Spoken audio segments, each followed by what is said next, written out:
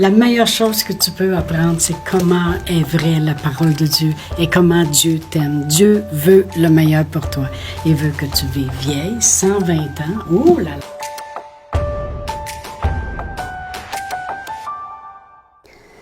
Bonjour, eh bien oui, c'est rendu vendredi aujourd'hui. Bienvenue à Inspiration. Et nous avons eu un beau sujet toute la semaine. J'espère que vous avez aimé jusqu'à maintenant à propos de Abba, Père.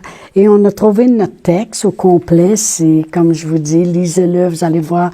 Je suis certaine que le Saint-Esprit va vous-même vous montrer des petites choses dans Luc 15, versets 11 à 32. C'est tout le contexte au complet. Et on a vu l'histoire qui est très facile de voir, le cœur du Père. C'est ce que Jésus veut démontrer, comment il n'est pas là pour nous punir, mais il est là pour nous bénir. Dieu ne veut pas nous punir. Il a puni Jésus à la croix. La punition est tombée sur lui. Il y en a un qui a été puni, mais il faut le reconnaître. Il faut vraiment l'apprécier. Puis il faut être content de cela. Amen. Mais là, on a vu que le Fils est revenu, le Père le traite pas comme un ouvrier, il n'y en a pas question. Au contraire, il sort l'abondance et puis il veut le remettre dans sa position d'avant avec la plus belle robe, les souliers aux pieds, l'anneau au doigt. Tu fais partie de la famille, on tue le veau gras et on se réjouit. Alors Dieu se réjouit qu'on revienne vers lui avec un cœur de repentance. Maintenant, je vais lire le verset 25, je crois. Lui, il a un frère. OK. Le frère, lui, il n'est pas là à attendre son autre frère, là. Le frère, lui, il travaille pour le père et puis lui, il est correct. Alors, au verset 25, ça dit « Or, le fils aîné était dans les champs, travaillait. Lorsqu'il revint et approcha de la maison, il entendit la musique et les danses. » Je vais continuer à lire. Il appela un des serviteurs et lui demanda ce que c'était. Alors, versets 25 et 26. Voyez-vous, il y a une chose que je veux que l'on voit tout de suite. Avez-vous vu que le Fils ne s'adresse jamais à son Père? Un premier instant, c'est au début du chapitre, je veux dire au début des versets, le verset 11. Le Fils, le plus jeune avait demandé à son père l'héritage, puis le père l'a donné aux deux. Mais le plus vieux ne l'avait pas demandé. Là encore, il revient des champs, puis il entend de la musique. Au lieu de rentrer, puis d'aller voir son père lui-même, ça dit, au verset 26, il appela un des serviteurs et lui demanda ce que c'était. Alors, je peux voir tout de suite un problème avec le frère aîné. Il a de la misère à s'adresser directement à son père. Il passe toujours par un autre. Ça a passé par son frère pour l'héritage, ça passe par le serviteur pour savoir ce qui se passe dans la maison. Amen. Alors, il y a un problème. Le verset 27. Ce serviteur lui dit, « Ton frère est de retour et ton père a tué le veau gras parce qu'il l'a retrouvé en bonne santé. » Alors, le serviteur, il comprend déjà. Il comprend déjà ce qui se passe. Il dit, hey, ton frère, là, il est de retour, puis ton père, il a tué le veau gras parce qu'il l'a retrouvé en bonne santé. En bonne santé, vraiment, si on étudie cela, ça veut dire qu'il l'a retrouvé avec un bon cœur. Il l'a retrouvé comme il voulait le retrouver. Il l'a retrouvé bien. Le restant, la santé, elle fait peut-être, la santé dans le corps physique, elle fait peut-être dur un peu, mais il veut dire il l'a retrouvé avec un bon cœur. Au verset 28. Il se mit en colère et ne voulut pas entrer. Wow! Il est en colère. Là, il est en colère. Savez-vous qu'il y a beaucoup de personnes souvent qui ont été comme ça? Ils ont vu des gens délaisser le Seigneur pour un bon bout de temps. Puis là, d'un coup, on a un invité spécial à l'église. Puis là, qui qu'on voit revenir? Ces gens-là qu'on n'a pas vus depuis 8 mois. Et puis l'invité, il y a une parole directement pour eux. Puis là, on a quasiment, tu regardes les gens, puis il y a quasiment un petit peu de colère qui a envie de s'élever dans la place parce que le monde se dit, nous autres, on est ici à tous les jours, c'est nous autres qui veulent avoir une parole, puis les autres, ils sont pas venus à l'église depuis 8 mois, puis bang, ils sont bénis. Dieu sait qu'ils en ont besoin, de un, Puis si tu n'as pas de parole directement pour toi, c'est peut-être parce que Dieu sait que pour le moment, tu n'en avais pas besoin. Mais Dieu veut le toucher parce qu'il veut qu'il revienne. Il veut plus qu'il soit parti pendant des 8 mois de temps. Mais voyez-vous, ici, c'est exactement ce qui se passe. Il s'est mis en colère, puis il n'a pas voulu rentrer. Il dit, qu'est-ce que c'est ça, cette affaire-là? Mon frère, il revient, puis là, ça sera le party parce qu'il est revenu. Son père sortit et le pria d'entrer. Je veux qu'on voit une autre chose ici. C'est que le père, il traite vraiment les deux enfants de la même façon. L'amour du père, là, est toujours pareil. Le père, il sortait tous les jours pour voir si son fils reviendrait. Puis là, son fils, il est dehors. Ça veut dire que son père, il s'attend que, il est sur le bord de revenir des champs. Mais le fils ne rentre pas, mais le père sort. Voyez-vous, le père a sorti à tous les jours pour aller voir si l'autre revenait. Bien, le père sort pour voir pourquoi que lui ne rentre pas en dedans. Amen. Il fait la même chose pour les deux. Il n'y a pas de différence avec le Père. Aucune différence, c'est le cœur du monde qui a une différence et non pas le cœur de Dieu. Alors, ça dit que son père sortit, puis il a dit, viens-t'en, rentre, on va se réjouir. Il dit, mais il répondit à son père, voici, il y a tant d'années que je te sers, sans avoir jamais transgressé tes ordres, puis jamais tu ne m'as donné un chevreau pour que je me réjouisse avec mes amis. Alors là, il est prêt d'écrire ses œuvres. Il dit, moi, je travaille au champ, je travaille ici, puis tu m'as jamais donné un chevreau pour que je me réjouisse. Son père lui avait donné sa part d'héritage, pareil comme l'autre. Toutes les deux avaient eu leur part d'héritage.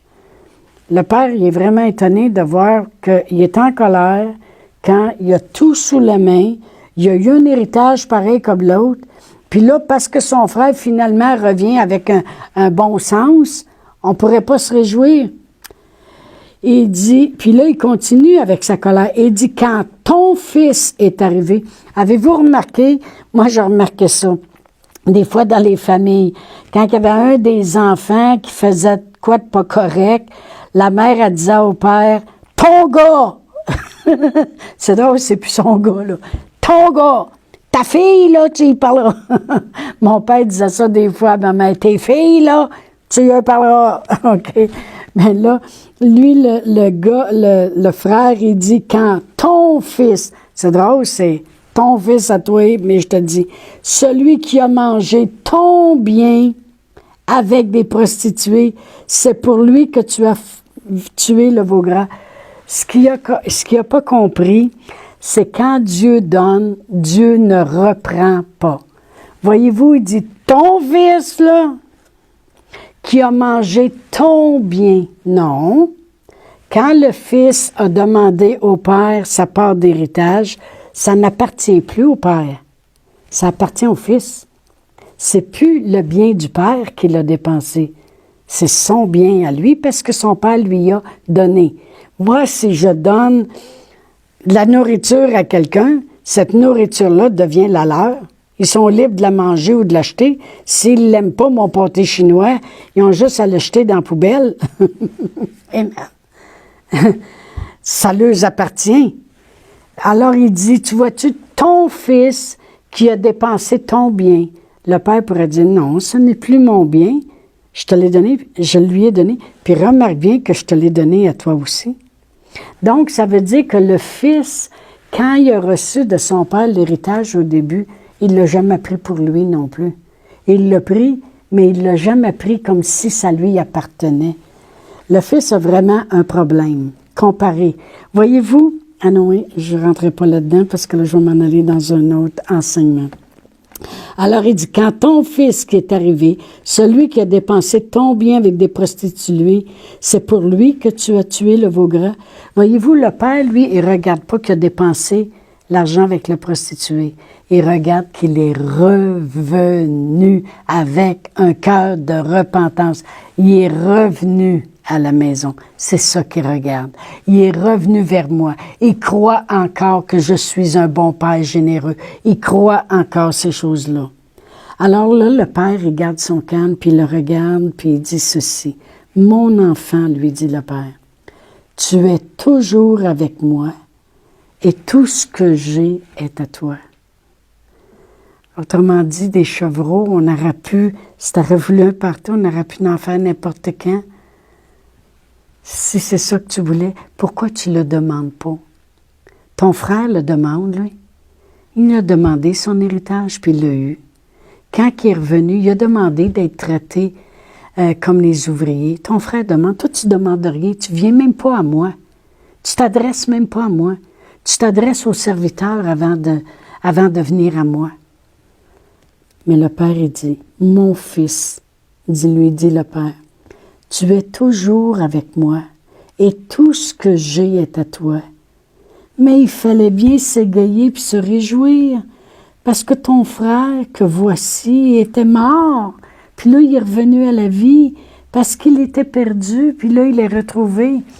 Voyez-vous, souvent, j'ai vu dans des familles, des parents qui se sont occupés plus d'un enfant qui était à problème, parce qu'ils savaient que les autres, il n'y avait pas besoin de mettre autant d'importance. Pourquoi? Parce que les autres étaient déjà corrects. Tu devrais savoir que si il n'est pas obligé de mettre tant d'importance, c'est parce que tu es correct. Bien, si tu es correct, tu es correct. Merci Seigneur.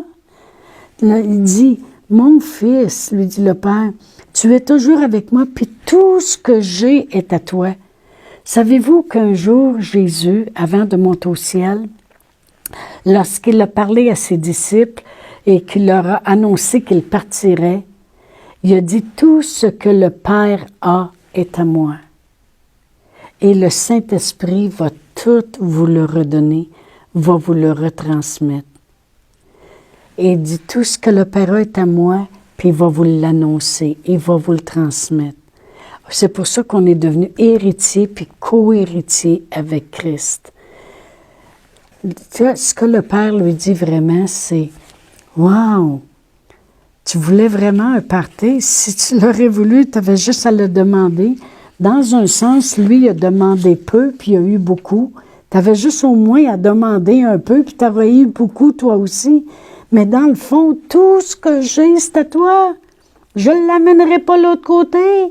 Je t'ai donné déjà ta part d'héritage, puis là, tout ce qu'on continue dans la prospérité est à toi. Oh, merci Seigneur, gloire à Dieu. Merci Seigneur. Nous sommes devenus héritiers, co-héritiers avec Christ. C'est tellement important. La chose la plus importante qu'on doit retenir, c'est que ce fils-là, lui, il croyait qu'il obtenait quelque chose par ses œuvres. Autrement dit, il dit, après tant d'années, puis je t'ai servi, alors il était un fils, mais il travaillait comme un serviteur. Comprenez-vous? Puis j'ai jamais transgressé tes ordres, puis jamais tu ne m'as donné un chevreau pour que je m'égaie avec mes amis. Ce qu'il voulait dire vraiment, c'est regarde toutes les œuvres que je fais.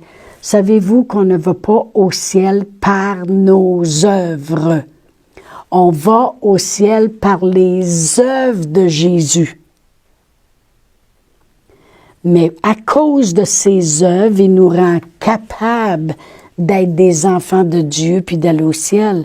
Et il s'attend maintenant qu'on va en faire, nous aussi, des bonnes œuvres.